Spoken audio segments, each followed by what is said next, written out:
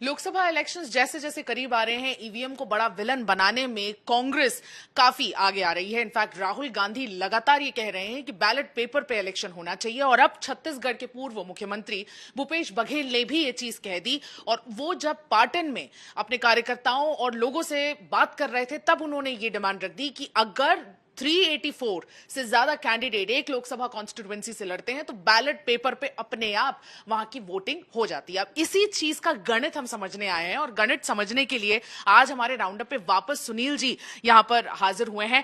नमस्कार, जय जौहार, मेरा नाम सुमी राजप्पन है, और आज के इस राउंडअप में आज हम इसी चीज के आफ्टर मैथ को समझने की कोशिश करेंगे और आपके लिए ब्रेक डाउन करेंगे कि किस तरह से वो क्या मिसलीड कर रहे थे या वो एक्चुअल में एक फैक्ट बता रहे थे कि सच में ऐसा होता है, और अगर ईवीएम बड़ा विलन है तो वो क्यों है, और अगर बैलेट पेपर से इलेक्शन करवाए जा सकते हैं तो क्या डिफिकल्टी हो सकती है, कितना कॉम्प्लेक्स ये पूरा प्रोसीजर हो सकता है, उसको भी हम समझने की कोशिश करेंगे। सर, आपको बहुत बहुत स्वागत है।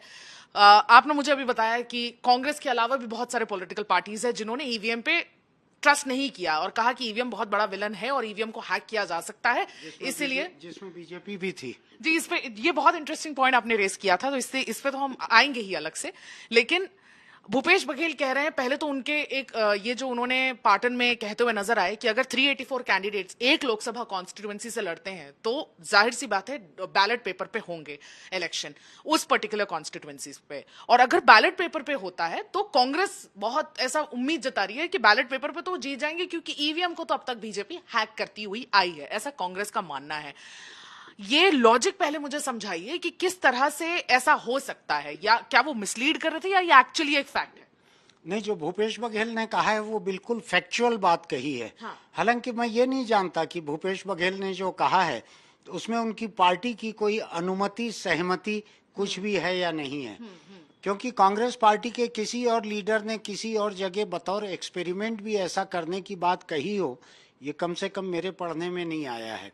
भूपेश बघेल अनोखे हैं, वो पार्टी से ऊपर जाके भी ऐसी कोई बात कर सकते हैं। तो उन्होंने अपनी खुद की विधानसभा सीट पर, वहां असल में पाटन की जो ब्लॉक कांग्रेस कमेटी है उसने एक प्रस्ताव पारित किया है। उसमें उन्होंने कहा कि हम 380 से ज्यादा कैंडिडेट यहाँ खड़े कर देंगे तो यहाँ पे ईवीएम से वोटिंग नहीं हो पाएगी। मैंने इस बारे में इलेक्शन कमीशन से बात की। इलेक्शन कमीशन का कहना है कि ये बात सही है कि अगर 384 से ज्यादा कैंडिडेट कहीं पर होते हैं तो वहां ईवीएम काम नहीं करेगी, क्योंकि ईवीएम की जो टेक्निकल कैपेसिटी है वो 384 पे एग्जॉस्ट हो जाती है। हाँ। तो वहां पर प्रिंटेड बैलेट पेपर से ही काम होगा। हाँ। तो भूपेश बघेल जो कह रहे हैं और पाटन की ब्लॉक कांग्रेस कमेटी जो कह रही है, जिसमें उन्हीं के लोग हैं, ये बात टेक्निकली सही है। हाँ। ये मॉरली, पॉलिटिकली और पार्टी के लिए ये पॉलिटिकली ये सही है या नहीं है मैं नहीं जानता अभी। हाँ। लेकिन उन्होंने जो कहा है, अगर कांग्रेस पार्टी पाटन आता है दुर्ग पार्लियामेंट्री सीट में जहां से भूपेश नहीं लड़ रहे हैं, वो लड़ रहे हैं बगल के राजनांदगांव पार्लियामेंट्री सीट से। मैं ये नहीं जानता कि उनको ऐसा प्रयोग करना है तो वो अपनी सीट क्यों ऑफर नहीं कर रहे हैं कि राजनांदगांव पार्लियामेंट्री सीट से 384, 380 लोगों को खड़ा कर दिया जाए ताकि बैलेट पेपर से चुनाव हो। हाँ। अपनी सीट पे नहीं कर रहे हैं वो ये एक्सपेरिमेंट, ये दूसरे सीट पे एक्सपेरिमेंट कर रहे हैं। क्यों कर रहे हैं, किसकी सहमति से कर रहे हैं, मुझको नहीं मालूम। हाँ। लेकिन खैर, हम मान लेते हैं थोड़ी देर के लिए ऐसा होता है तो उसमें दो नौबत आती है। ये 384 जो कैंडिडेट चाहिए। हाँ। वहां पर हाँ। मुझको पता लगा है कांग्रेस वहां तैयारी कर रही है 400 कैंडिडेट्स खड़े करने की। हाँ। ताकि कुछ एक के फॉर्म वगैरह कैंसिल भी हो जाएं तो भी 384 बचे रहें। उसमें उनको दो चीजें लगेगी, एक कैंडिडेट लगेगा और एक या दो उसके साथ प्रस्तावक लगते हैं, दो। तो ये बड़ी बात नहीं है कि 400 कैंडिडेट और 800 लोग सपोर्ट करने वाले वोटर। हाँ। ये कांग्रेस आसानी से इंतजाम कर सकती है। लेकिन अगर ऐसा करना है तो केवल दुर्ग पार्लियामेंट्री सीट पे क्यों, 10 सीटें और भी हैं छत्तीसगढ़ में, सभी 11 जगह कर लें। सभी 11 जगह इलेक्शन कमीशन का जीना हराम हो जाए, बीजेपी को समझ में नहीं आए कि कैसे लड़ें ये चुनाव, क्या करें। आप करो, कैंडिडेट हर जगह खड़ा कर दो, 400 कैंडिडेट। मैंने जो इलेक्शन कमीशन से पता लगाया है, हर कैंडिडेट को, अगर वो जनरल कैटेगरी के हैं, अनरिजर्व कैटेगरी के, तो उनको 10,000 रुपए जमानत की रकम जमा करना पड़ता है विद नॉमिनेशन पेपर्स। अगर वो ST/SC कैटेगरी के हैं, रिजर्व कैटेगरी के, तो 5,000 रुपया लगता है।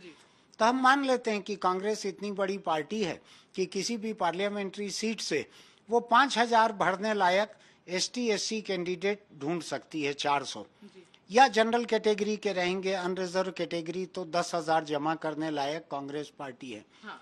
आपने तो सुना ही है अभी कितने तरह के केस ED के कोर्ट में और IT में और EOW में चल रहे हैं कांग्रेस के लिए। तो आपको ये समझ में आ रहा होगा कि कांग्रेस के पास इतना पैसा जमा करने में कोई दिक्कत की बात नहीं है। 30-40 लाख रुपया लगेगा एक पार्लियामेंट्री सीट में, लेकिन उससे चुनाव जो है अंधड़ हो जाएगा एकदम। आंधी, धूल भरी आंधी चलेगी, आंखों में क्या घुसेगा किसके कुछ पता नहीं चलेगा। तो जो भूपेश बघेल कह रहे हैं ये कानूनी रूप से सही है कि ऐसा हो सकता है। इलेक्शन कमीशन के रूल्स कहते हैं कि 384 से ज्यादा अगर कैंडिडेट होंगे तो प्रिंटेड बैलेट पेपर रहेगा। हिंदुस्तान में किसी ने इतना बड़ा बैलेट पेपर देखा नहीं है, लेकिन मेरा ख्याल है कि मेरे कंधे पे आप खड़ी हो जाएंगी तो इससे भी ज्यादा लंबा बैलेट पेपर लगेगा 384 लोगों के लिए। बिल्कुल। अब मैं ये समझने की कोशिश करना चाहती हूँ कि ईवीएम को इतना बड़ा विलन क्यों बनाया जा रहा है। पहले तो ये भी चीज बताना जरूरी है यहाँ पर कि भारतीय जनता पार्टी ने कहा कि भूपेश बघेल ईवीएम के खिलाफ भड़का रहे हैं लोगों को, कार्यकर्ताओं को और आम जनता को भी। तो इसलिए मॉडल कोड ऑफ कंडक्ट, उन्होंने आचार संहिता का उल्लंघन किया है, तो इसलिए वो भी इलेक्शन कमीशन पहुंच गए हैं। और यही आरोप बीजेपी पर भी आ रहा है और उनके डिप्टी CM विजय शर्मा पे आ रहा है कि वो होली पार्टी ऑर्गेनाइज करते हैं और उसमें अधिकारियों से चीजों का ब्यौरा लेते हुए नजर आते हैं कि किस तरह से काम चल रहा है पॉलिसी मेकिंग पर। तो ये भी MCC वायलेशन हो गया, कहीं ना कहीं आचार संहिता का उल्लंघन हो गया। तो क्या ये एक्चुअली MCC वायलेशन माना जाएगा? दोनों ही कॉन्टेक्स्ट में MCC वायलेशन लगता है। आप क्या होली पार्टी, क्या HOLY पवित्र पार्टी ऐसे बोल रही हैं? जी बिल्कुल बिल्कुल, कि होली HOLI है, क्या है होली? अच्छा, होली HOLI वाली पार्टी, रंगों वाली होली की पार्टी में अधिकारियों से मिलते हुए नजर आए, जिसमें कांग्रेस ने कहा कि अधिकारियों का आना जाना भी बंद हो। लगा कोई पवित्र पार्टी उन्होंने ऑर्गेनाइज की थी विजय शर्मा ने। देखिए, विजय शर्मा ने कौन सी पार्टी ऑर्गेनाइज की है, अफसरों से क्या बात कर रहे हैं, मैं उस पर नहीं जा रहा क्योंकि मैंने वो वीडियो देखा नहीं है। लेकिन भूपेश बघेल जो कह रहे हैं EVM पे डाउट्स हैं उनको, आधे हिंदुस्तान को EVM पे डाउट्स है। पॉलिटिकल पार्टीज की बात करें तो मुझको नहीं है व्यक्तिगत रूप से डाउट। मैं मानता हूं कि ये हैकिंग प्रूफ है, ये हैक नहीं की जा सकती, ऐसा मेरा मानना है। तो मैं ऐसे लोगों को एंटरटेन नहीं करता हूं जो मुझसे बहस करने आते हैं कि आपने ऐसा क्यों लिखा है या क्यों ऐसा कहा है किसी चैनल पर कि EVM हैक नहीं हो सकती। मेरा यह मानना है कि राजीव गांधी के समय से कांग्रेस के पास में सैम पिट्रोडा जैसे टेक्नोक्रेट्स हैं जो पूरी दुनिया में काम करते हैं। देश में 19 लाख EVM मशीनें गायब हैं शायद। इनमें से कोई भी मशीन लेके दुनिया के किसी भी लैब में कोशिश हो सकती थी कि क्या EVM को हैक किया जा सकता है, टेम्पर किया जा सकता है। आज तक किसी ने नहीं किया। जो अरविंद केजरीवाल IIT से निकले हैं, वो अरविंद केजरीवाल भी कुछ साबित नहीं कर सके कि EVM जो है टेम्पर की जा सकती है। मुझको लगता है आप जिन स्टेट्स में जीत जाते हैं वहां EVM का नाम नहीं लेते। जिन स्टेट्स को आप हार जाते हैं वहां पे EVM जिम्मेदार रहती है। तो EVM घर का वो शरारती बच्चा हो गया है कि घर में अच्छा कुछ भी हो उसके लिए उस बच्चे को क्रेडिट नहीं है, लेकिन अगर कांच की गिलास भी फूट गई तो उसी बच्चे ने फोड़ी होगी मान लिया जाता है। लोग EVM को ऐसा बना रहे हैं। EVM ऐसी है नहीं। EVM को लेके जितनी तोहमत लग रही है, इसकी शुरुआत अगर मैं बताऊं आपको तो ये बीजेपी के एक मेंबर ऑफ पार्लियामेंट थे GVL नरसिम्हा राव। इन्होंने EVM के ऊपर एक किताब लिखी थी डेमोक्रेसी एट रिस्क। ये अगर आप कैमरे पे भी दिखा दें, can we trust our electronic voting machines. ये ऐसी किताब है उनकी लिखी हुई। मैं किताब की सेल को बढ़ाना नहीं चाहता, लेकिन आपने कहा है इसलिए कर रहा हूँ। आपका चैनल ऑब्जेक्ट कर सकता है कि आप कमर्शियली प्रमोट कर रही हैं किताब को। नहीं, बिल्कुल ऐसा कोई हमारी मंशा नहीं है, लेकिन एक कॉन्टेक्स्ट है। तो ये बीजेपी के सांसद हैं ये। इन्होंने एक किताब लिखी थी EVM के खिलाफ। तो जब जिसको सहूलियत रहती है वो EVM के खिलाफ हो जाते हैं। जब जिसको सहूलियत रहती है, जो जीत रहे हैं उनके लिए EVM अच्छी हो जाती है। कांग्रेस ने चूंकि पिछला असेंबली इलेक्शन छत्तीसगढ़ में न केवल छत्तीसगढ़ में, मध्य प्रदेश और राजस्थान में भी Congress has lost these elections miserably. हाँ, कहा जा सकता तो कांग्रेस को अब ईवीएम का सहारा है। जैसे कहते हैं ना, हारे को हरि राम, जो हार गया उसके लिए भगवान का नाम है। तो कांग्रेस जब हारती है तो ईवीएम का नाम लेती है। लेकिन भूपेश बघेल कह रहे हैं कि उन्होंने अपने उसमें बयान में भी, जो स्पीच है उसमें उन्होंने कहा कि हम तो बहुत पहले से कह रहे हैं, हम हारने के बाद नहीं कह रहे, हम तो पहले से ही कह रहे हैं कि ईवीएम विलन है, तो भाई क्यों नहीं हो सकता। इनको सरकार नहीं संभालनी चाहिए थी छत्तीसगढ़ में। इतनी दुष्ट ईवीएम ने अगर 2018 में कांग्रेस की सरकार चुनी थी तो भूपेश बघेल को मना कर देना था कि हमारी पार्टी ऐसी बुरी मशीन की छांटी हुई सरकार नहीं बनाएगी, नहीं बनाएगी, नहीं लड़ना चाहिए चुनाव जब तक पेपर बैलेट नहीं हो तब तक। यानी मीठा मीठा गप कड़वा कड़वा थू, उस तरह से चलती है कांग्रेस पार्टी या दूसरी बहुत सारी पार्टियां, केवल कांग्रेस नहीं। मैं इसके खिलाफ हूं। मेरा मानना है या तो आप ईवीएम से चुनाव नहीं लड़ना है, आप तय कर लो। जैसा भूपेश बघेल दुर्ग पार्लियामेंट्री सीट के बारे में कह रहे हैं, आप नांदगांव के बारे में क्यों नहीं कह रहे हैं, जो आपकी खुद की सीट है। अगर आपको ऑफर करना है तो उसको ऑफर करो। दूसरी एक बात जो समझने की जरूरत है वो ये है कि अगर आप 400 कांग्रेसियों को खड़ा करोगे और उनके 400 या 800 प्रस्तावक समर्थक रहेंगे तो ये 1200 लोग होते हैं। इन 1200 लोगों का कुछ न कुछ तो सपोर्ट बेस है। तो आप तो अपने ही पार्टी के कैंडिडेट, अपने ही पार्टी के जो वोटर हैं उनको आप बितका देंगे। यानी आपके पार्टी के इन 1200 लोगों का जो भी सपोर्ट बेस होगा, 100 का 200 का जितना भी होगा, वो कहाँ जाएगा, इनके निशान पे जाएगा, बैलेट पेपर पे। तो कांग्रेस के उतने वोट बिगड़ेंगे। तो कांग्रेस तो कई लोकसभा चुनाव जो हैं पिछले यहाँ पे 5000, 7000, 8000 वोट से जीती हारी है। तो इसका मतलब है कि इस तरह की हरकत जो है 400 कांग्रेसियों को फील्ड में उतार देना, ये खुद कांग्रेस को डिफीट करने की डिजाइन है, डिफीट करने की डिजाइन है। ये जो गणित है ये तो समझ आ रही है कि कहीं ना कहीं बहुत स्टूपिड एक आर्ग्यूमेंट पेश किया गया है। लेकिन मैं ये भी समझना चाहती हूँ और दर्शकों को समझाना चाहती हूँ कि बैलेट पेपर पे अगर इलेक्शन हो तो उसकी क्या चुनौतियां होती हैं। वोटर जो जाए वो 380 से ज्यादा पेपर लेके जाए और फिर वो वोट करते करते घबरा जाए कि कौन सा पेपर था और गलती से डाल दे, और फिर वो पेपर अचानक से मुड़ी हुई हो तो वो भी वोट काउंट ना हो। उसके अलावा बहुत सारी किस तरह की चुनौतियां हो सकती है बैलेट पेपर पे, क्योंकि ये आए दिन इलेक्शन कमीशन पहुंच जाते हैं। Opposition leaders, Bharatiya Janata party जीती हुई है इसलिए उन्हें कोई आपत्ति नहीं हुई आज तक, लेकिन हमेशा बैलेट पेपर को लेकर बहुत ज्यादा किया जा रहा है। लेकिन क्या उससे सच में इलेक्शन करवाना सही है, वो भी उस समय जब हम वन इलेक्शन वन नेशन की बात कर रहे हैं, मतलब कितने बैलेट पेपर लग जाएंगे। देखिए, बैलेट पेपर अपने आप में बुरा नहीं है। दुनिया की बहुत सारी डेवलप्ड कंट्रीज जो हैं, जो टेक्नोलॉजी में हिंदुस्तान से 100 गुना आगे हैं, वो भी बैलेट पेपर से, जापान बैलेट पेपर से चुनाव करवाता है जी। अमेरिका, ब्रिटेन, जर्मनी, सभी जगह बैलेट पेपर से चुनाव होते हैं। ईवीएम मशीन का इस्तेमाल ज्यादा जगह नहीं करते। लेकिन ये जो बात कर रहे हैं भूपेश बघेल, ये बड़ी विचित्र बात है, अजीब सी बात है इस हिसाब से कि 384 या 400 तो कैंडिडेट पूरे दुनिया में कहीं नहीं रहे आज तक।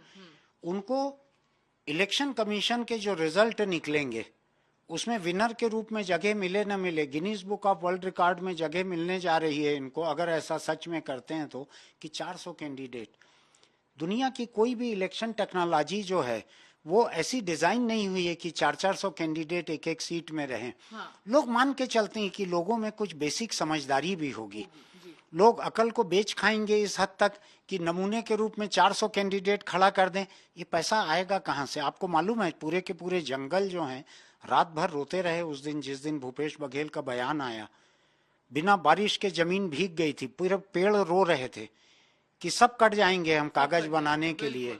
जंगल, ये हसदेव का जितना जंगल है ना, ये अडानी की कोयला का खदान के लिए नहीं कटेगा, ये दुर्ग पार्लियामेंट्री सीट के लिए कटेगा हसदेव का पूरा जंगल, जब 400 लोगों का नाम वाला बैलेट पेपर बनेगा। तो ये बहुत ही उटपटांग किस्म की बात है। लेकिन मेरा ये भी मानना है कि भूपेश बघेल एक पॉइंट को प्रूव करने के लिए ऐसा कर रहे हैं। ये एक टोकन जेस्चर है, ये एक प्रतीकात्मक बात है, ऐसा मैं मान लेता हूँ, to give him some benefit of doubt. लेकिन ऐसा होने नहीं जा रहा है सब जगहों पर। किसी एक जगह अगर होगा तो इलेक्शन कमीशन गले गले तक परेशानी में फंसेगा। ये जब इसकी काउंटिंग होगी, इस काउंटिंग में पूरे 400 लोगों के नाम का टेबुलेशन होगा, एक एक वोट गिना जाएगा किसको मिला है, उसके बाद इन 400 लोगों में से जो चाहे वो रिकाउंटिंग की अपील लगा सकेंगे। मेरा ख्याल है 5 साल जो हैं काउंटिंग रिकाउंटिंग इस अपील में ही निकल सकते हैं उस कॉन्स्टिट्यूंसी के। 5 साल हो सकता है कोई रिजल्ट अनाउंस न हो सके, ये नौबत भी उस कॉन्स्टिट्यूंसी में आ सकती है। तो अगर कांग्रेस चाहे तो केवल वहीं पे क्यों पूरी 11 कॉन्स्टिट्यूंसी में 400 कैंडिडेट खड़ा करे। जो रायपुर का जो छत्तीसगढ़ का जो इलेक्शन कमीशन है, इसमें कम से कम 500 और लोगों को डिपुटेशन पे भेजना पड़ेगा। हाँ। तब इतना बड़ा चुनाव हो सकेगा। और मुझको लगता है कई महीनों तक यहाँ के रिजल्ट आते रहेंगे, काउंटिंग रिकाउंटिंग अपील चलते रहेगी। 400 लोगों में से अलग अलग लोग कोर्ट में जाके इलेक्शन पिटीशन फाइल करेंगे। तो अच्छा है, मौज मेला में ये 11 जो सांसद छत्तीसगढ़ से लोकसभा में जाते हैं, लोकसभा में यहाँ से कोई नहीं जा सकेगा, ऐसी एक नौबत आ सकती है। लेकिन सर बैलेट पेपर के लिए इतने एडवोकेसी क्यों? और मतलब इंडिया का पॉपुलेशन उस हिसाब से अगर बैलेट पेपर करवाया जाए तो किस तरह से सर मैनेज होगा? मैं इसके बारे में ये कहना चाहता हूँ कि बैलेट पेपर के यूज से और ईवीएम के यूज से फर्क क्या पड़ता है, महज काउंटिंग का। हाँ। अगर हम मान लें कि दोनों ईमानदार है, हाँ, तो केवल काउंटिंग का, काउंटिंग शुरू होती है 4 घंटे में खत्म हो जाती है। ईवीएम को कनेक्ट करते जाते हैं, कंप्यूटर टेबुलेट करते जाता है, 4 घंटे में काउंटिंग पूरी हो जाती है। इलेक्शन कमीशन ने भी 75 दिन लंबा शेड्यूल निकाला है पोलिंग का। 75 दिन, इतना लंबा 2.5 महीने का शेड्यूल है इलेक्शन कमीशन का। तुमको वहां पे जो 60 दिन का शेड्यूल चल रहा था पिछले चुनाव तक, उसको 75 दिन कर दिया। इसमें तुमको हड़बड़ी नहीं है, तुमको केवल काउंटिंग में हड़बड़ी है। ये बड़ी अजीब सी बात है, ये काउंटिंग की हड़बड़ी। तो मेरा ये मानना है कि काउंटिंग की ऐसी हड़बड़ी से कोई फर्क नहीं पड़ता। लोग पहले भी बैलेट पेपर की काउंटिंग 1 दिन 2 दिन देख लेते थे, 1.5 दिन चल जाती थी, उसके बाद अनाउंस हो जाते थे लोग। वो दिक्कत नहीं है। दिक्कत यहाँ पे ये है कि ईवीएम की टेक्नोलॉजी पे अपोजिशन की बहुत सारी पार्टियों को भरोसा नहीं है, एक। दूसरा, इलेक्शन कमीशन के जो कमिश्नर हैं, इनको सेलेक्ट करने का जो तरीका है उसके ऊपर भी लोगों को भरोसा नहीं है। अभी खासकर मोदी सरकार ने जो नया कानून बनाया है इलेक्शन कमिश्नर चुनने का, उसमें चीफ जस्टिस या सुप्रीम कोर्ट के किसी जज को नहीं रखा गया है। उसमें प्राइम मिनिस्टर, एक central minister of his choice and leader of opposition, ये 3 लोग हैं। तो इस 3 में जाहिर है कि सरकार की मेजॉरिटी है 3 में, तो आप जिसको चाहे उसको आप बना लोगे। अभी सुप्रीम कोर्ट ने जो ऑब्जेक्ट किया है वो ये किया है, 2 इलेक्शन कमिश्नर आपको बनाने थे, आपने 200 लोगों के नाम शॉर्टलिस्ट किए, 2 घंटे के भीतर 200 में से छांट के 7 पर आ गए आप। तो सुप्रीम कोर्ट हैरान हो रहा है कि ऐसी कौन सी टेक्नोलॉजी है आपके पास में कि 2 घंटे में आप 200 लोगों से घटा के 7 पर आ गए, 7। तो सुप्रीम कोर्ट जानना चाह रहा है, उसने सरकारी वकील से पूछा है ये सब। तो दिक्कत ये है कि election commission enjoys very little credibility. तो इलेक्शन कमीशन जिस मशीन को यूज करता है उसकी क्रेडिबिलिटी कम है। आज इलेक्शन कमीशन कोई एक कंपनी का मोबाइल यूज करेगा तो उसकी क्रेडिबिलिटी कम हो जाएगी कि ये मोबाइल जो है टेम्पर प्रूफ नहीं है। तो होता यह है कि जब कॉन्स्टिट्यूशनल बॉडीज की क्रेडिबिलिटी गिरती है तो फिर उसके हर काम की क्रेडिबिलिटी गिरती है। इलेक्शन कमिश्नर जो है वो अपोजिशन के लीडर्स को अगर चाय ऑफर करेगा मीटिंग में तो वो लोग डाउट करेंगे कि चाय में कुछ मिला तो नहीं दिया है इसने।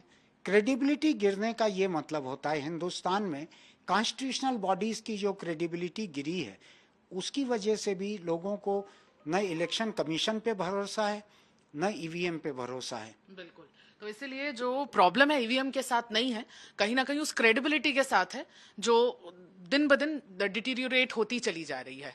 हाँ, मुझको लग रहा है ईवीएम में मैं तो कोई प्रॉब्लम नहीं देखता हूँ। मैंने जितना उस टेक्नोलॉजी को पढ़ा है, हालांकि मैं कोई टेक्निकली स्किल्ड नहीं हूँ कि मैं उसको जज कर सकूं, लेकिन मैंने जितने लोगों से उसको पूछा है, समझा है जितना, मुझको नहीं लगता है कि ईवीएम को टेम्पर किया जा सकता है। हैक वैक दूर करा, हैक इसलिए नहीं किया जा सकता कि उसमें हार्ड लिंक कहीं का नहीं है, कोई वाईफाई नहीं है, कोई वायरलेस नहीं है, तो उसको उस तरह से हैक नहीं किया जा सकता।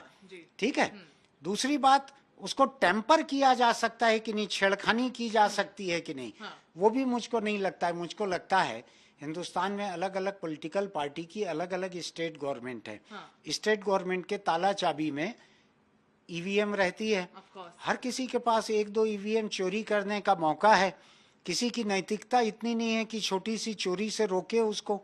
आज तक किसी ने साबित नहीं किया है कि ये ईवीएम है और ये ईवीएम में ऐसा टेम्पर किया जा सकता है। बहुत वैलिड। ऐसा किसी ने नहीं किया है। तो जब तक कोई कर न ले तब तक मैं क्यों उसके ऊपर शक करूं? मुझको कोई शक नहीं है। मैं ईवीएम में वोट डाल के आता हूं। हाँ। मुझको दिखता है मेरा वोट क्या कागज पे डल रहा है, क्या उस पे आ रहा है छपा हुआ। हाँ। मुझको उस पे शक नहीं है। हाँ। दूसरा, मैं कांग्रेस या दूसरे पॉलिटिकल पार्टी जैसा नहीं रहता या बीजेपी जैसा जो कल तक ईवीएम के खिलाफ थी। हाँ। जो इनके सांसद ने किताब लिखी है, जी। डेमोक्रेसी एट रिस्क किताब लिखी है ये। तो मैं ऐसा भी नहीं हूं कि मैं पहले कुछ सोचूं बाद में फिर अपनी बात बदल दूं बिना किसी वैलिड ग्राउंड के। हाँ। लेकिन ये भूपेश बघेल ने जो फ्लोट किया है आइडिया 400 कैंडिडेट और प्रिंटेड बैलेट पेपर, ये बड़ा इंटरेस्टिंग है। कम से कम छत्तीसगढ़ को एक गिनीज बुक में जाने का एक मौका मिलेगा। छत्तीसगढ़ का इलेक्शन कमीशन जो है एक हरक्यूलियन टास्क को झेलेगा। कई जगह के आईआईटी, आईआईएम के स्टूडेंट्स जो हैं वो रिसर्च करने यहाँ पे आएंगे। पॉलिटिकल साइंस के स्टूडेंट्स जो हैं वो यहाँ रिसर्च करने आएंगे। तो अच्छा है। दुर्ग संसदीय सीट जो है पूरी दुनिया में उसका नाम दर्ज होगा। ज़्यादा अच्छा होता कि भूपेश बघेल अपनी सीट ऑफर करते। बिल्कुल, भूपेश बघेल ने अपनी सीट से ये दाव ना खेलकर अपनी असेंबली कॉन्स्टिट्यूएंसी से ये जो खेल है ये खेलना ज्यादा जरूरी समझा, और इसलिए ये मिसलीड तो नहीं कर रहे हैं, फैक्चुअल बात जरूर कह रहे हैं। लेकिन जब तक कोई भी पॉलिटिकल पार्टी इसे प्रूव नहीं करती कि ईवीएम वाकई हैक किया जा सकता है, तब तक उस पर निशाना साधना और उसको बदनाम करना, उसको बड़े विलन की तरह दिखाना भी गलत है। आप प्रूव करिए, उसके बाद आप बात करिए। हार जाने के बाद फिर ईवीएम पर शक करना कहीं ना कहीं आपकी ही जो कैपेसिटी है और जो विनेबिलिटी पर सवाल खड़े कर देता है। तो ईवीएम यहां पर असली विलन नहीं है। यहां पर असली विलन वो सारे लोग हैं जो ईवीएम को खामखा बदनाम कर रहे हैं। आज के लिए बस इतना ही, इस राउंड अप में बस इतना ही। हम कल एक इंटरेस्टिंग टॉपिक के साथ वापस हाजिर होंगे। तब तक मुझे मेरे वीडियो जर्नलिस्ट राघवेंद्र पांडे को विदा दीजिए। नमस्कार, जय जौहार।